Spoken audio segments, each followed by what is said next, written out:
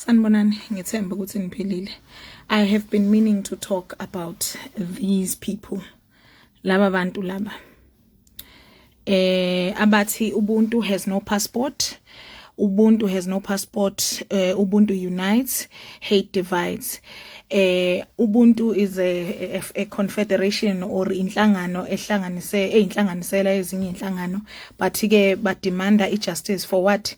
For xenophobia noma balobishela against ama groups or vigilante groups that are xenophobic. Iyona nto abayimashelayo leyo, and ngiyathanda nanokuthi bamasha kuphi eCape Town. But ke before sigcile kubuntu, akwesilande kancane umlando wase South Africa nobuntu, because it can't be ukuthi ubuntu is a concept eqale namuhla. Thina siyini singabantu, abantu banani banobuntu. Akwesilande kumlando walelizwe governance wise in treating and handling ini abantu ngobuntu. Uma kuwukuthi sineqiniso ekulandeni umlando wase South Africa nasekukhulumeni ngezinto impact abantu base South Africa nane relationship ye state sase South Africa nabantu nje base South Africa nobuntu, asikwazi ukuxoxa umlando singaqalanga kuphi la. Ngiyathanda ukuthi in one of the banners of Ubuntu, this organization, they do say ukuthi minerals, land, bayithinta le ndaba, but asikwazi ukuthinta indaba yomhlaba ne redistribution of minerals and land without speaking about forced removals in South Africa. Aqala ngobani? Aqala ngo-1913. How it affected abantu bani bobuntu. I think almost everyone emlandweni wakubo, ngoba akekho umuntu la eSouth Africa onga-affectanganga ngaleyo Land Areas Act eyango 1913 okwakuthiwa khona kuyinto right by state ukuthi si remove ini abantu from their native lands. That is how native South Africans, black South Africans, abantu, that is how abantu ended up where in the Bantu stands. That is how abantu ended up where kulezi imoto lezi belayishwa ngama 60s, 50s, 80s and 70s. Yonke leyo mnyaka abantu babebhekana nezimo ezikanje. Here is another image. This is an image yase Sophiatown. Idolobha lelo amabhunu la eSouth Africa naba abamhlophe noma ugovernment wala South Africa walishisa to the ground egameni lokuthi fanele njani anyakazise ini abantu abasuse kuphi endaweni yabo noma in communities that had forged, ngoba lento ingani inobuntu nabantu phakathi. This is ubuntu that a government yase South Africa or the state and people abasaphilayo namuhla white rulers at that time but decide ukuthi this is how they will show black South Africans ubuntu. They burnt down Sophiatown. Abantu ba mobilize in their numbers, babethini we shall not move. Asihambi. We understand this is ubuntu that South Africans have always had to contend with, black South Africans, because kufanele abantu, as we judge them for failing to show ubuntu, thina ngithi we are being judged right now for failing to show ubuntu to other people, but this is the kind of ubuntu that the state has always showed black native South Africans. Now futhi umlando okophelele, the Native Areas Act banned black South Africans from buying or renting or owning land, which resulted in us having 60-70% of the country's land. Apartheid reforms in the 50s or Group Areas Act, lapho khona we were relegated to Bantustans, but specifically Cape Town. We understand Cape Town District 6, Sophiatown Johannesburg, societies and communities that were completely bulldozed by non-white residents. So uma si addressa indaba yobuntu South Africa, this is where we should start. Ubuntu doesn't start today. Kufanele siblande historically ukuthi ithini indaba yobuntu. How has the state shown South Africans, black natives ubuntu? Because le ndaba inani inobuntu. Thina bantu we were relegated to Bantu stands because whites were showing us ubuntu. And I'm sure uyazibuza ukuthi lento ngiyenzelani. And I'm sure we are ukuthi, well, sekuphethe a different government manje and sesimove on. All of those are things of the past. This is the current data that shows, I think was 2016, ukuthi more than 2 million South Africans or households are still living in shacks in South Africa caused by that Land Areas Act yango 1913 and all the systematic dispossession of land base South Africa. Abantu base South Africa bephekwa in like sardines emalokishini. Today that impact yaleyo mpilo noma yokuphucwa kwethu umhlaba it resulted in us living in shacks. It resulted more than 2 million people living in shacks or 5 million people living in shacks, which 30% bathi ukuma backrooms. These are the stats today. And specifically lama stats akhuluma nangani nange Cape Town le abamasha kuyo ukuthi nje icensus yango 2001 kuya 2011 ama shacks ase Cape Town nanga ya isi decrease number kodwa ay decrease ukuthi ama shacks asengene kuma backroom manje izinto ke lezi ezenzeka kuphi eWestern Cape where they were marching. And sikhumbule njalo futhi ukuthi it's that very same Western Cape uhulumeni or the highest court in the country ibafindile ukuthi systematically banqabile ukwakhela abantu izindlu bawudayisa lo mhlaba bawuprivatize bawudayisa to private resellers. Ilento yenzeka kuphi in the Eastern Cape. We understand because the reason I'm doing this prefix is because I want us to understand ukuthi why is it ukuthi South Africans are being impacted by the existence of foreign nationals. You understand? Because Ubuntu organizers, I can bet you a bottom dollar ukuthi bonke laba bantu aba organizer le nhlangano nabamashayo kule yanhlangano, not even the black marchers, laba abangabona abantu abamnyama, I can bet you ngutshele futhi ukuthi labo bantu they don't have to live in a shack. They don't have to share their water and resources. They don't have to worry about water and electricity. Ubano o impact ama foreign or influx ama foreigners and refugees. I'll show you. It's the people living this side that have to deal with ama foreigners, that have to house ama foreigners. Uma nithi nina the tears of a refugee or the tears of a mother, nithi uzohlala phi lo muntu wangaphandle nithi akangenela eSouth Africa nithi aka document. If South Africans who have a legitimate claim to the land do not have the land, they still live here and they are marginalized, they can't seem to move from here to here. Nithi ke lama foreigner eno advocatelayo as Ubuntu, all these organizations nithi awahlale kuphi. And ngiyazibuza ukuthi why is it ukuthi Ubuntu or this organization positions itself as an organization elwela abantu? How are you fighting for abantu while you're not taking government to court for failing to provide proper housing, while you're not taking the DA to court for selling off state-owned resources and state-owned housing in Cape Town?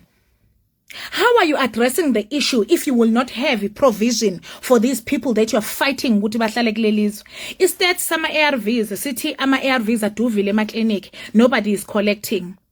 Nobody is collecting ama ARVs because why? Abantu abafanele abacollecta ama ARVs are not South African. You are okay, you are comfortable with South Africans living in such conditions. You are okay with South Africans living in poverty. Egameni lwani lobuntu. Ubuntu must not be weaponized against us, thina bantu.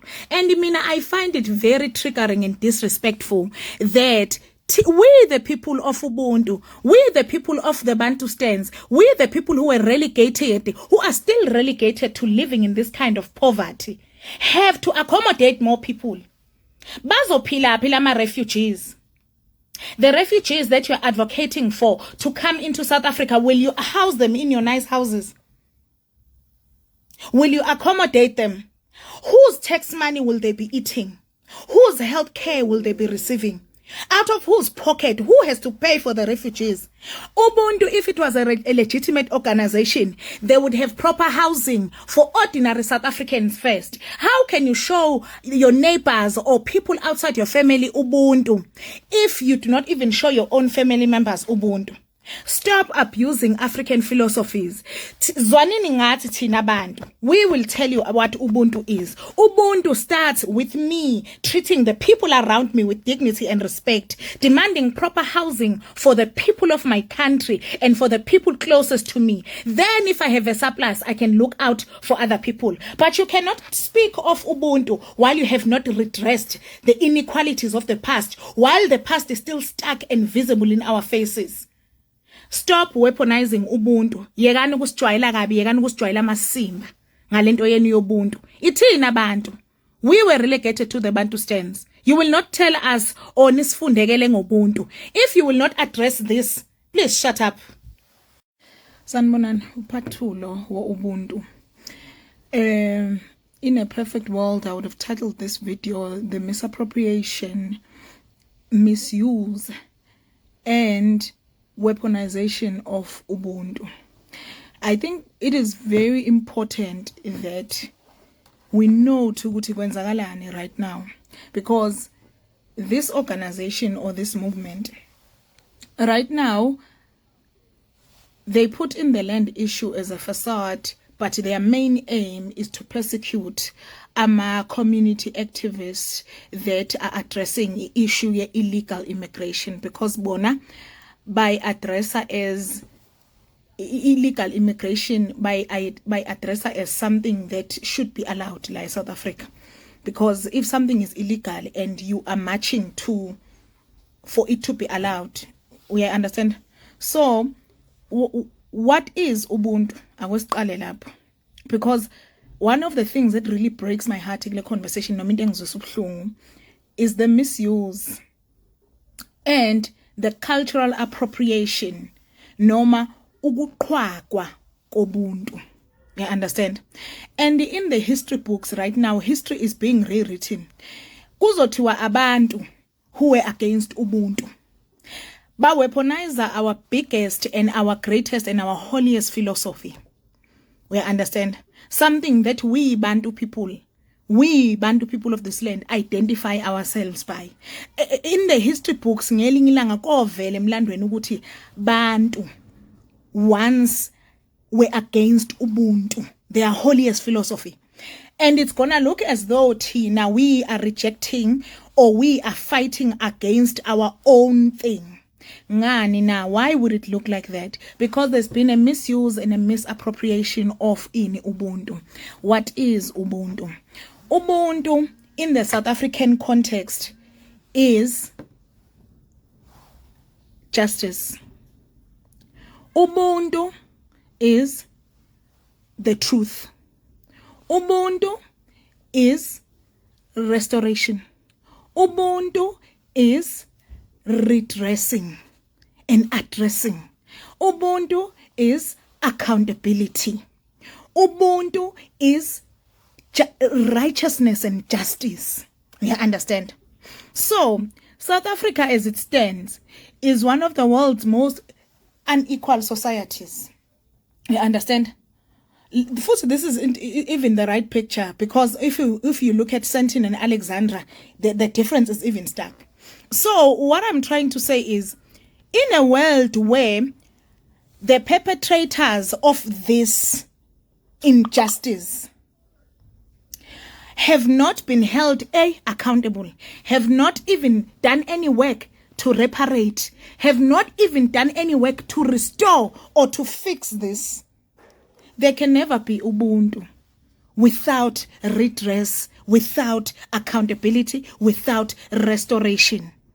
There can never be Ubuntu without healing. In our cultures as Bantu, if your father stole cows from my father, there can never be a shared moment of reconciliation without restoration of those cows. Stop misappropriating Ubuntu. Stop misusing Ubuntu. If Ubuntu was a legitimate cause, this organization was a legitimate cause, they would be marching for this. They would be marching for land reform. They'd be marching for restoration of the land to the natives. They'd be marching for people to, in fact, they'd be marching for reparations for Black South Africans. You understand? They'd be calling for people who are beneficiaries of this injustice that happened. There is no Ubuntu without the truth. There is no Ubuntu without addressing unfortunate events and thievery of the past. You understand? So stop taking our highest philosophy and our holiest philosophy and misusing it and misappropriating it. And stop using, in fact, no sane person could ever use the philosophy of Ubuntu without consulting Abantu. You cannot disconnect Ubuntu from Abantu. How can you take something that belongs to me, my identity, and go and plaster it on a board without consulting me, Umuntu, about my philosophy, about my way of life? That is what we call cultural appropriation. But then again, it's nothing new. It's still that colonizer mentality that allows people to march around while abantu live in these conditions. You are busy marching for people who are not even of this land without addressing the inequalities in this land, without addressing the crimes that were committed by colonizers in this land. How then do you dare speak to us about Ubuntu when you yourself is a philosophy that you don't understand, let alone possess? How did Ubuntu ignore 400 years of injustice against the Bantus and then goes and addresses injustice that has only happened for 2 seconds? That there's a problem in Africa, people are flocking here, and the Bantu are saying, no, we do not want those people here. This Ubuntu movement further dispossesses not only us of our identity, but it further dispossesses us on our claim of the land that we belong to. Because who are you? Who is supposed to be responsible for these people that you are lobbying, that these refugees must come to South Africa? While South Africans have been victimized, are actually refugees in their own country. No decent human being can live in these squatter camps that South Africans are living in. South Africans are refugees in their own country with this kind of setup. What about Ubuntu? Does Ubuntu overlook the suffering of ordinary South Africans? Why does Ubuntu only apply where South Africans have to make space for refugees amongst this? Because one thing I do know, refugees will not be dwelling in Sandton. They're expected to still go to Alexandra. They're expected to still go in Soweto, where there was an intentional removal of people from the land. There was an intentional brutality against Abantu. Did you ask people, did you ask Abantu how they feel about you using their philosophy against them? Did you even ask them? The reason they feel so comfortable to use Ubuntu without Abantu is because of that colonizer mentality. It's that colonial mentality that allows you to go around marching using our sacred beliefs against us. Our sacred beliefs. While you pack us like sardines in these kinds of areas. While you haven't done the redressing and the addressing of this heinous crime. This is a crime against humanity. And it's still going on. You have not done a single thing. I've never seen a single march that is marching or even a single court case against even the Western Cape government for refusing to house their people, for refusing to house Abantu.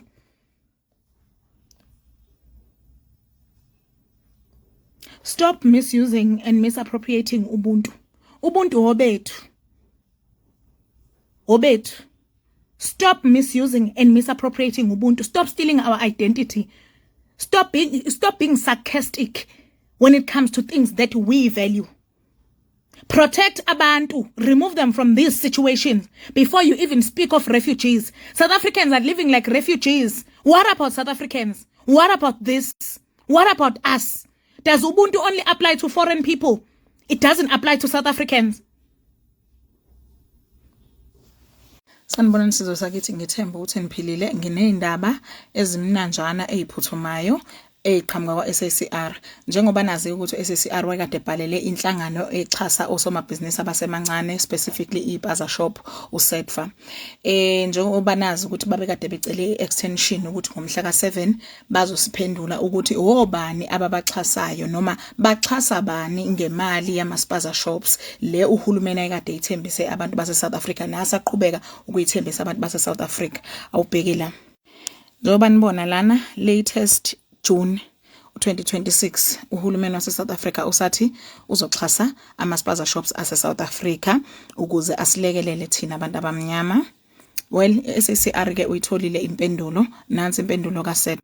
Impendulo yakaSEDFA ngamafuphi basinikile ilist yabantu ababafandayo noma ba-approviwe noma asebezofundwa for ama-Bazaar Shops kodwa abasinikanga ilist ngokuphelele ngoba besifune ukwazi criteria abakhetha ngayo ukuthi bakhetha kanjani besifuna ukwazi ukuthi ama-identities obani laba abafandayo and have they been verified ukuthi ba ama-South Africans and ba-verifya kanjani ama-verification processes ama-meeting minutes ukuthi bebehlangane kanjena isinqumo sokuthi umuntu ufanda kanjani meaning i-criteria yokufundwa besithe as SACR sifuna ukuyazi okuningi okunye kwakho basinikele okuningi kodwa bakhethe ukugodla egameni lokuthi bathena umthetho awuvumi ukuthi bembule ezinye zezinto noma indlela yabo yokwenza, of which ke lokho akulona iqiniso eliphelele ngoba ama processes kahulumeni fanele abe transparent. Bona kodwa basinikile ilist nansi.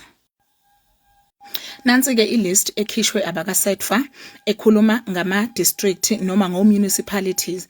Kule list ababeki ngokwembaba ngenxa yephopya ukuthi obani abafandiwe, kodwa bayahlunga ngokwema municipalities nama amounts abanikwe wona nokwama province futhi abanikwe ngokwama province ukuthi abantu bangaki kulawo ma province. Kule list ke mina ngiyithathile ngayiconverter ngayenza idata efundekayo and ngizokuhlaziyela yona ukuthi imapha ama province that have been approved for funding. Like I said, le list ichaza abantu asebe approviwe nanokuthi ngizokuchazela futhi ukuthi bangaka sebeyitholile imali, futhi nawe uma kuukuthi awukade applyile for le funding ngicela ukuthi usijoine ngale kwa Telegram wethu khona uzokwazi ukuyibona ukuthi ukhona nikuhlulwa abantu abasazothola. Ngokwe list yakwa SEDFA abantu abazothola imali babhaliwe bonke ba 1386 abantu abazothola imali, kodwa asebeyitholile noma imali esikhishiwe kulo 83 million namanikiniki basakhiphe 57 million, okusho ukuthi kusasele 26 million namanikiniki abantu abasazonikwa imali. So wena muntu okhona kule list noma wena muntu owapplyile, mina ngiyakugquzela ukuthi uhambe uyozibheka ngale kwa Telegram aka SACR la khona uzofika khona uthole le document, ufike uyibone ukuthi ukhona yini futhi uapproviwe yini. Njengoba ke sibona ngokwama stats bathi uKZN uyena ohamba phambili, and abantu baseThekwini nyakazani bafowethu nisondele nganeno khona nizozibona ukuthi ngempela le list yaka SEDFA iyiqiniso yini, sizozwa ngani thina abantu ngoba thina SACR sisebenzela nina abantu. Uma kuukuthi ke uyafuna ukuyibona le list futhi ufuna ukuyibona le duze, nansi ilink le, iyo le link le, noma ungayikopisha nje from the screenshot uyithathe uyoyifaka ngale izokufaka khulu ukuthi uphakathi ku Telegram ka SACR. Asiqhubeke sizwe sakithi sifune iaccountability, itransparency from ugovernment. Uhulumeni wethu akakwazi ukuthi athi ufandile abantu baseThekwini, iTheku neLembe bahamba phambili in terms of funding ngokwama stats noma ngokuhlu lwe list noma ngokwa analysis of this list. If you want this list and you want to have access to this list, ngiyacela ukuthi ujoina inakhuzana uTelegram wethu ngale yana sizoyibona ngale kwa Telegram. But bantu baseThekwini, wena owaziyo ukuthi ibusiness lakini liyavela la, siyadinga ukuthi uhambe uyozibona noma wena okuthiwa uapprove mhlawumbe usakulo 26 million ongakanikwa noma usekuthiwa usuyitholile imali kanti awakayitholi. Siyacela ukuthi nikhulume nathi ezabantu baka SACR sizwe kini sizwe sakithi ukuthi ngempela niyitholile yini le mali, ngempela uhulumeni wethu uyasebenza yini, uSEDFA uneqiniso yini. Kodwa ke sisawafuna namanye ama details ukuthi nabayitholile bayithole kanjani futhi bangama South Africans yini. Nibe nosuku oluhle, ngiyabonga.